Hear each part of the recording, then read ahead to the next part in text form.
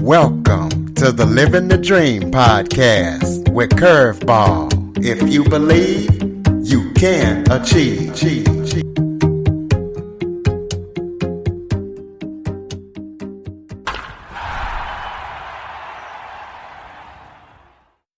Welcome to the Living the Dream with Curveball podcast, a show where I interview guests that teach, motivate, and inspire. Today, we're going to talk about helping you reach your full potential and finding your purpose and finally breaking through, especially if you are a creative professional or you're looking to be a creative professional. But this episode is good for all walks of life, as I am joined by certified coach Marc Scheff. He helps creative professionals find their profound inner journey, and he helps them, as I said, break through and reach their full potential. So, Marc, thank you so much for joining us today. Oh, it's my pleasure, Curtis. Thanks for having me. Why don't you start off by telling everybody a little bit about yourself? How long is it? How much time do you have? I'll try to keep it short. Yeah, I've had a really interesting journey, and it's funny, when I turned and transformed or changed my career to that of a coach, which is not something that I was planning on doing. I realized that that all the pieces of my journey that felt really disparate really actually connected in this beautiful way. I studied computer science in school. That was what I studied in college, and but I was always interested in making art. I did a lot of art in high school. Had some really great mentors there, and then when I graduated school and I was working in tech and let's call it one of the earlier tech booms. I ended up taking some art classes, and through a series of events, I ended up enrolling in art school. And so I went back and got another degree, and then then I was like, okay, now what does someone do with this stuff, and trying to put those things together. So I actually worked at some video game companies doing some tech stuff and some art stuff, and then I discovered the world of illustration, which is something. When I was a kid, I used to go to the bookstore and, I read a lot of the books, but I spent so much time in the bookstore just like looking at the covers, and just some of the beautiful illustrations there really inspired me. And I, years later discovered a group of people who were doing this. And so I sort of redirected again. So, okay, like I can do this. And I had these tech skills. So I started putting projects together for the community of artists that I was in, and created a gallery that continues to run to this day. We're in our 10th year now. It's called Everyday Original. I could tell you more about that. It's fun. And then through working with a mentor who really encouraged me to get back into the physical practice of making work. I was doing a lot of digital work. I discovered probably what I'm best known for now, which is my resin paintings. They're portraits and figurative work in, deep layers of resin. So some of these paintings are, 5-6 inches thick. And, and then COVID hit, and that was, I think that was really hard. That was one of the worst. That was like one of the worst times. We have 2 kids at home, young kids, and they're on Zoom school, which is just insane and impossible. And, my wife is working really hard, and I ended up running a nonprofit, which was taking up a lot of my time. But then I left that job for various reasons, and it was a really pretty painful experience, if I'm going to be honest. I didn't want, I didn't want to leave, but I felt like that was the best choice for me and for my mental health, honestly, at the time.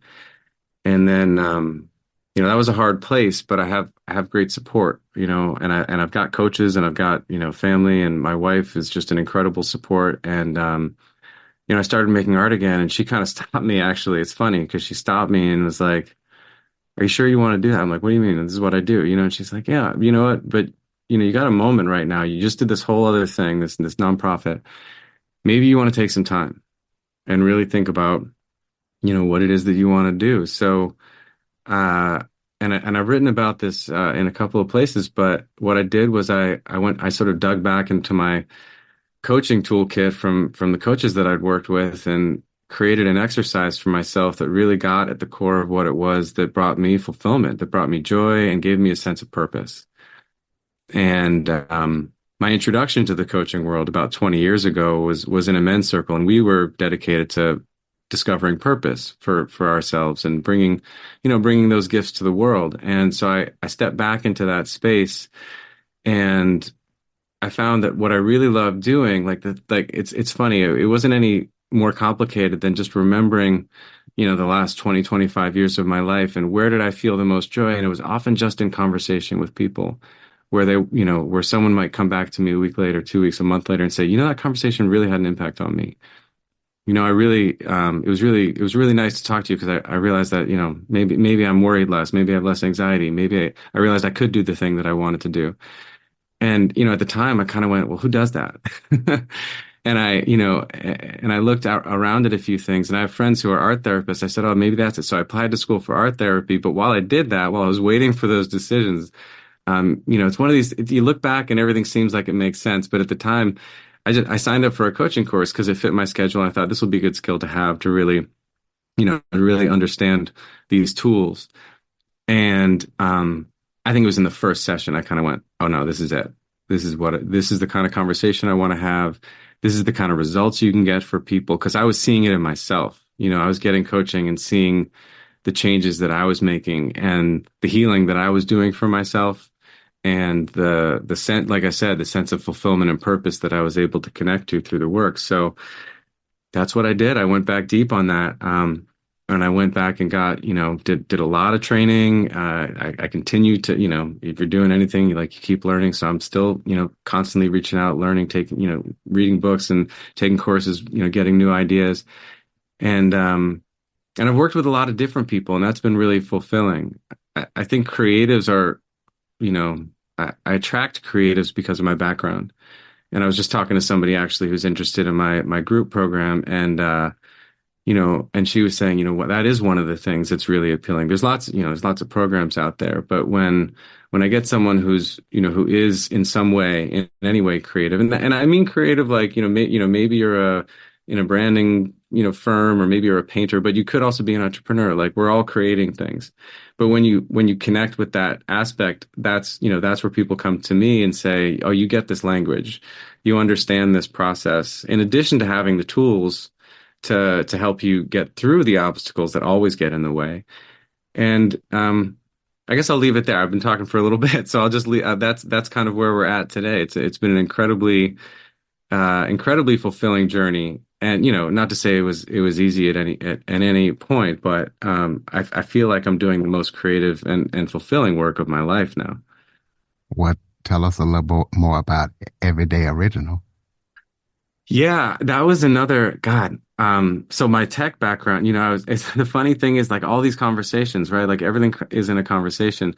That started because I was at a place called the Society of Illustrators. It's an organization based out of New York. It is what it sounds like. It's for illustrators. And I was at an event there. They had an opening with all this art, and I knew a lot of people there. And I was talking to my friend Kyle Stecker, who's a great illustrator, and we're a lot of us are talking about, okay, like how do we make it? How do we find more work? We're all talking about this stuff. And he was like, what you should do? You should do what some people I see are doing now. This is back in 2014. And he's saying, what you should do a painting every day and just, sell it on eBay or, something. Like people are doing that, and that money's pretty good. And I thought, well, that's a cool idea. I've seen it. But that's also kind of not my process. Like my process is pretty slow. And requires a lot of downtime. So the idea of pumping something out every day didn't appeal to me, but I thought I've got these tech skills and I could build a website where we could get a bunch of artists. And if we have 30 artists, people could just post one painting a month. That's doable. So I went home that night and built the site. And I sent it over to him. He's like, oh, this is a really good idea. So I continued to work on the site and I started inviting people. And we post one piece of art every single day, and we've been doing it for 10 years. And it's different artists, and it's all, and the other part of the idea, and this again comes back to the way that I want to sort of constantly be, I don't like the word help exactly, but supporting or guiding or, being a supporter or a place for artists where they can grow. I was going to these art shows, and the thing that I heard the most from literally everybody was, all the artists are saying, "I wish I could sell more art here," but the big paintings aren't cheap. And then the artists who are also there, say, "I wish I could buy more art," but same thing. I thought, well, what if we had a site where you had to make small paintings? So all the work is priced at the time. It was everything was under $500. The price has gone up a little bit just with inflation, but this is very affordable art. And there's some artists on there that I've looked up to for years, and they were excited about the chance to just really experiment. Few of the artists actually, created a whole new body of work because they were playing around with these materials that they wouldn't have done on a big piece because that's a big commitment, right? But they would work on these small pieces and discover this new thing and then go do it with galleries. I've also had artists, who wanted to be in the gallery and, I curate the gallery and I didn't think they were ready yet. And then they were, and they got in the gallery and then they grew up an audience. And then at some point they said to me, my prices are too high for the gallery. And I said, great. That makes me feel really good. Like we did a really good job here. Now we've had, I think the roster of artists, at this point, we've had hundreds of artists on the site. We have a regular roster that rotates through the year. And we've sold, and we also pay artists a big commission because it's all online, so I don't have a space where I'm that I'm paying rent on or anything else. So we give artists 75% commission, which is not unheard of, but pretty unusual in the gallery world. And we run the business on the 25%. It's not a big money maker for me, but it just talk about fulfillment, man. Like when these artists get on the site and they connect, because I connect them directly with collectors. That's another thing that's different. Well, some galleries, a lot of galleries will not necessarily tell you who bought the piece. They'll sort of keep their collector list private. We don't do that. We connect them directly with the collectors. They email with them. They arrange the shipping, and sometimes they get more commissions from those same people. It's really the kind of project that kind of it's kind of everything I want to do all in one place. Well, that's great. Also saw in your bio where you were talking about your formula for change. So lay that out for the listeners. Oh, sure. The formula for, I didn't make this up, but this was invented I think in the 60s. And then there's a woman, and I'm going to blank on the name right now, but there's a woman in I think the 80s who sort of honed it in and made it a thing. But you know, when we're trying to change in some way, and change could be like, we want to feel better, or we want to do better, or we want to move, or we want to break up with somebody, or whatever it is. Change comes in a lot of different forms. But what often happens is there's some form of resistance.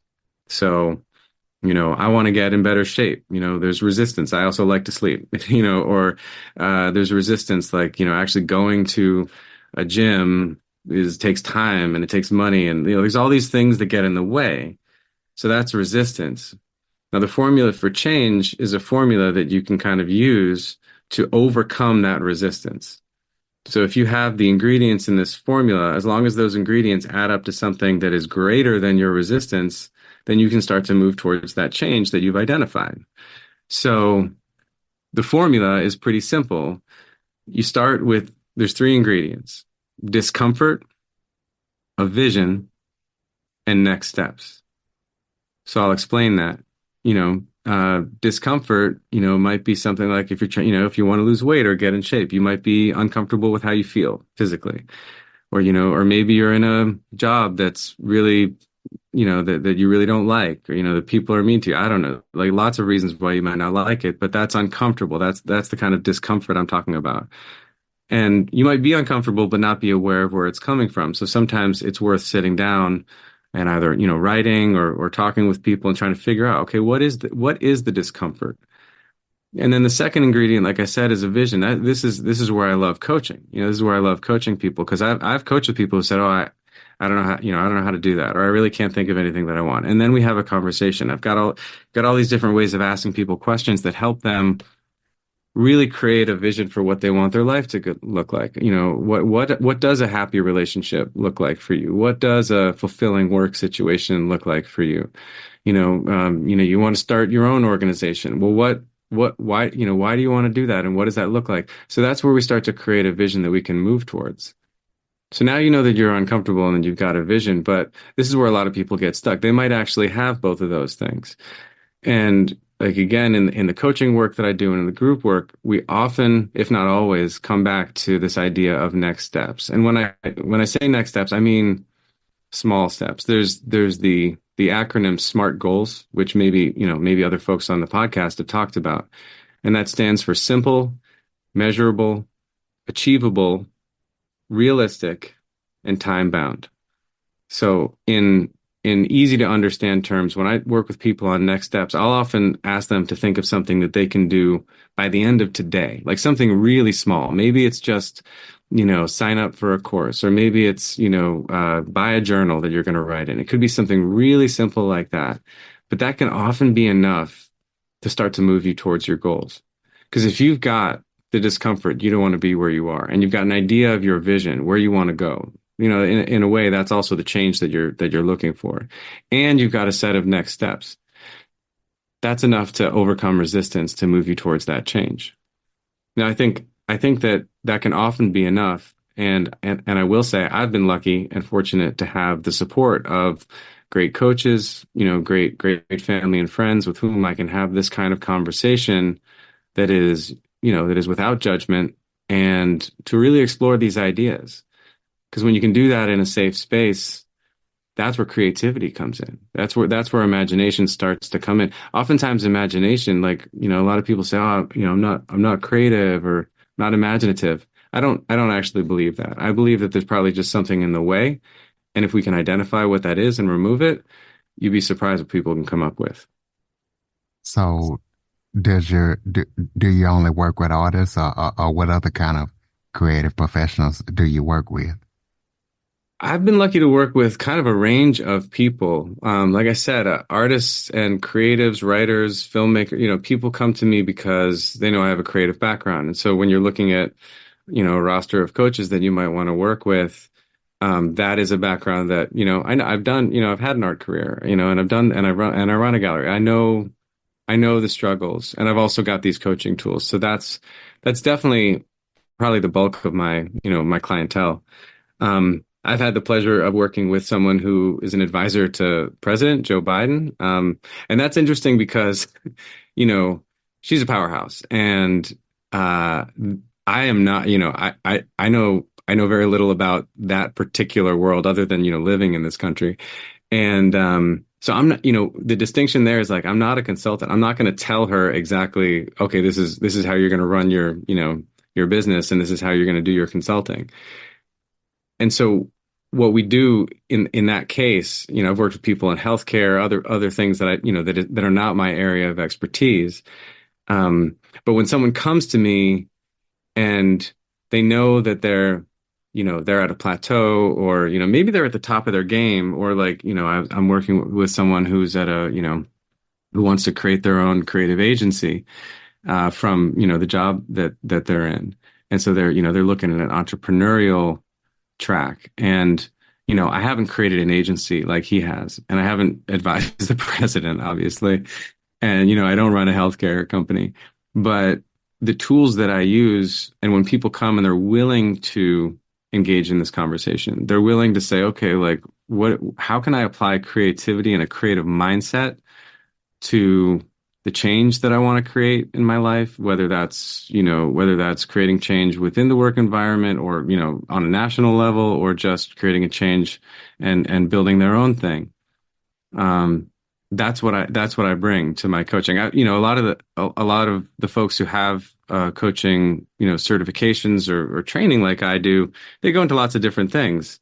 And I think a lot of it just has to do with what their background is and what really appeals to them, and where they feel most comfortable having these conversations. Creativity is an area where I feel very comfortable, and I'm happy to have that conversation even with someone who wouldn't say they're in a creative field. But the truth is, and I say this, and people might kind of zone out on this one, but I do think that we're all creative, and I do think that we all have that capacity, and we have to. When we when we decide what to eat at a restaurant, we're creating in a way, like we're creating a vision in our mind of what that might taste like, and and would we enjoy it? And we decide, yes, I think I would. And then we experiment. We place the order, and then we get the food and we see how it went. And it doesn't always go well, and we learn from that. And that's the process. It's not actually much more complicated than that. Show up, experiment. So if I came to you as a creator and said, "Hey, Mark, I want to use your services," what could I expect? That's a good question. I haven't been asked that question before. Um, well, I have a process that I like to work with people. I don't do like a hard sell. Like I'm out there on social media talking about what I do, but when someone actually says they're interested, I'm not trying to convince anyone to to work with me, because it doesn't work.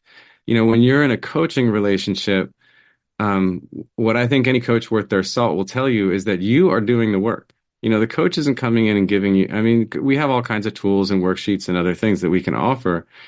But at the end of the day, you have to do them, and you have to do the work and you have to do the discovery. So that's why when you come, maybe, if you're interested in coming to me, I would say, okay, well, let's have a conversation first. Let's have let me get to know you a little bit, and figure out what are the areas of discomfort? Do you have a sense of vision or not? Do you kind of know what you want to do? Do you know what's in the way? So we do basically a coaching conversation, and that does two things. It helps me get to know this person, and am I inspired by what I think, they're up to and the potential that they have. And also, are they?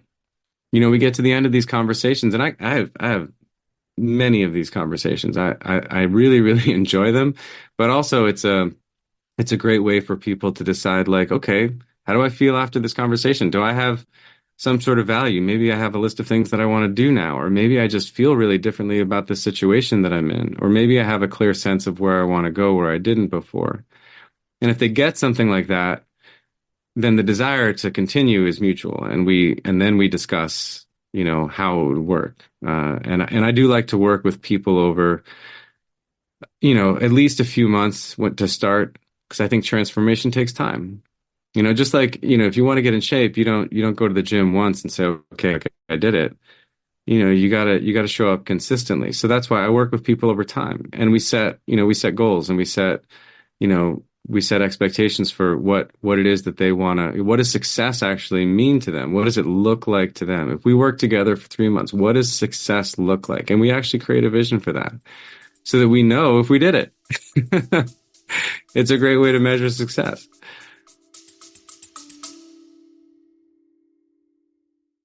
Okay, everybody, it's Michael E. Cullen II. And I'm Sesame and Carta from the All Too Real 2 podcast. We're passionate about movies, TV, and pretty much all things pop culture. Dive into the chaos of failed sitcoms, direct-to-video sequels, and the quirky realms of cinema and TV. Join us every Thursday for your dose of All Too Real 2 entertainment. We'll guide you through debates like whether Howard the Duck qualifies as a superhero. Ponder if Larry the Cable Guy could be the new Rock or Schwarzenegger. Discover if some shows and movies should have stayed in the cutting room. Ever heard of a sitcom featuring that dictator with the funny mustache? Well, we watched it. We're dedicated to unraveling the peculiarities of pop culture, sometimes with awesome guests. So, if you're into the eccentric world of pop culture, listen and subscribe to All Too Real 2. Available wherever you find podcasts and on Age of Radio.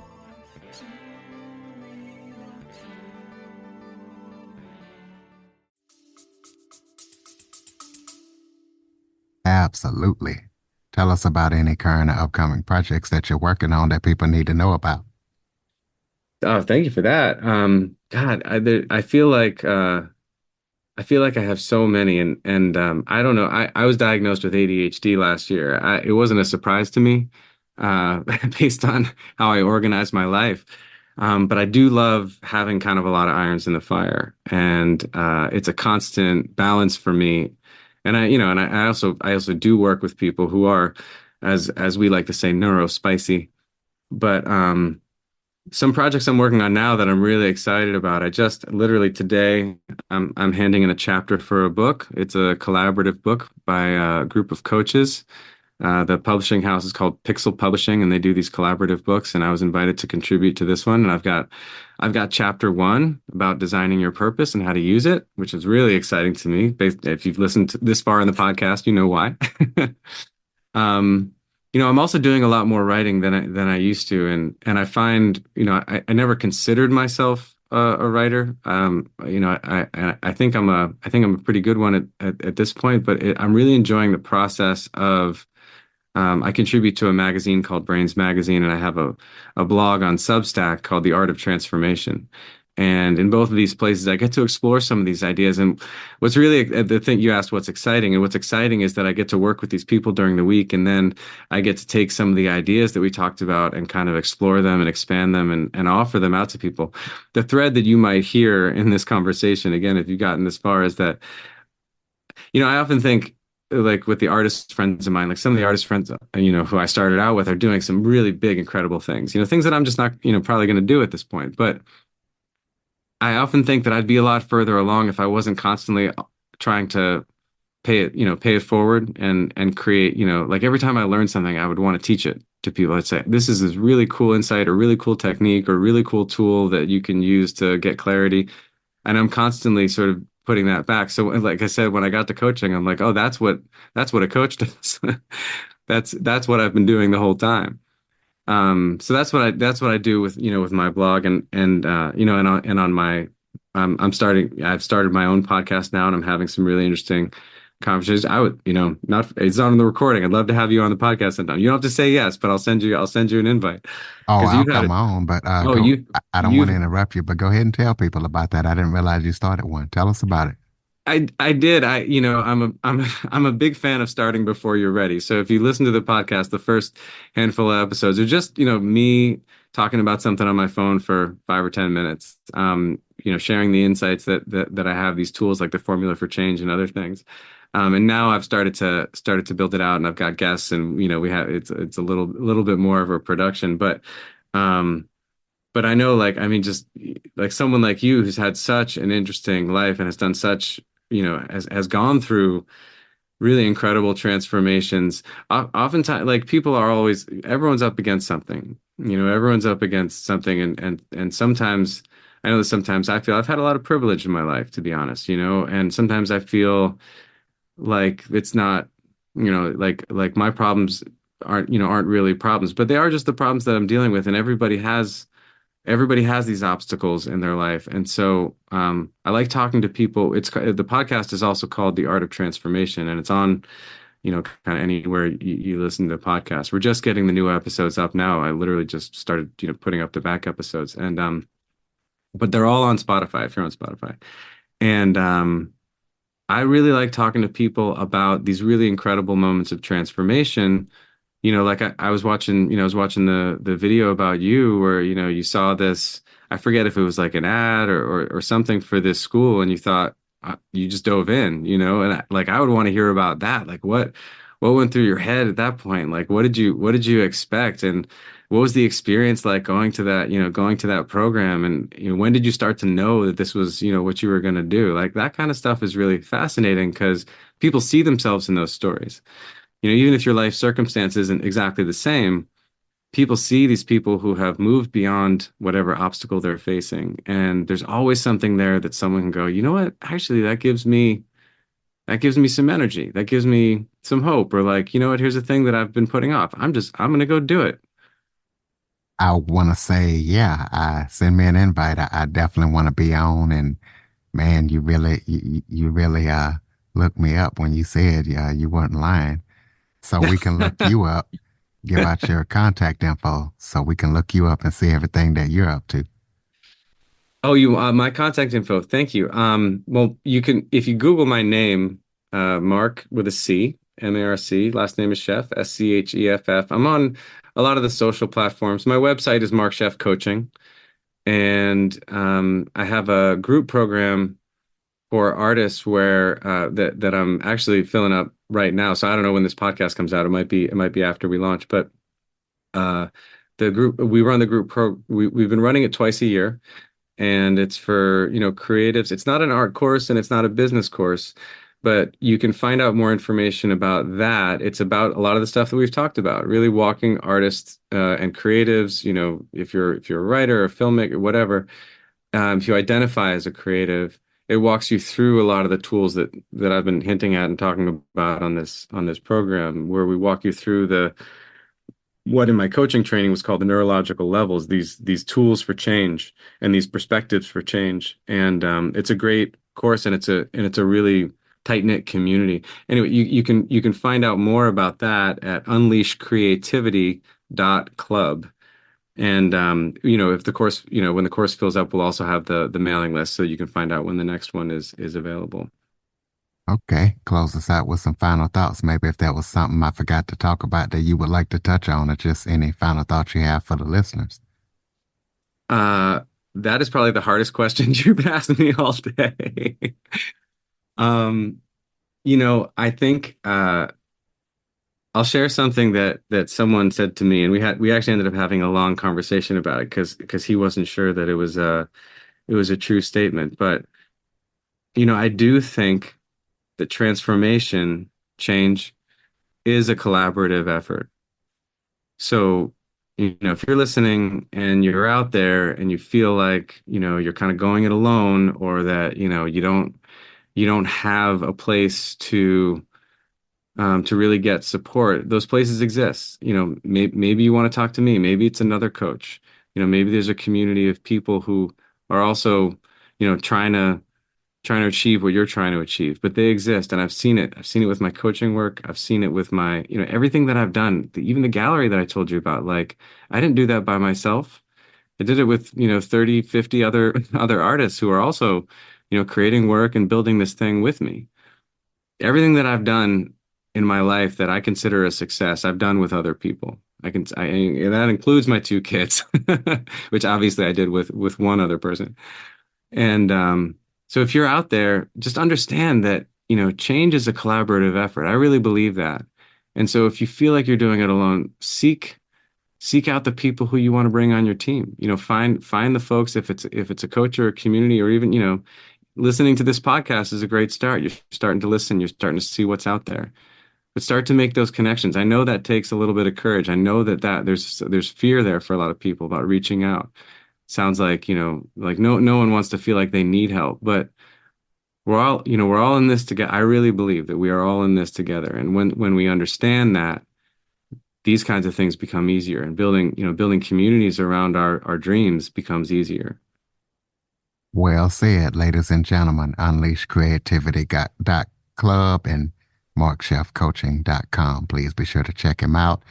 Follow, rate, review, share this episode to as many people as possible.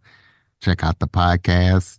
If you have any guests or suggestion topics, cjackson102@cox.net is the place to send them. As always, thank you for your support. Thank you for listening. And Marc, thank you for joining us and sharing your expertise. Absolute pleasure. Thanks for talking to me.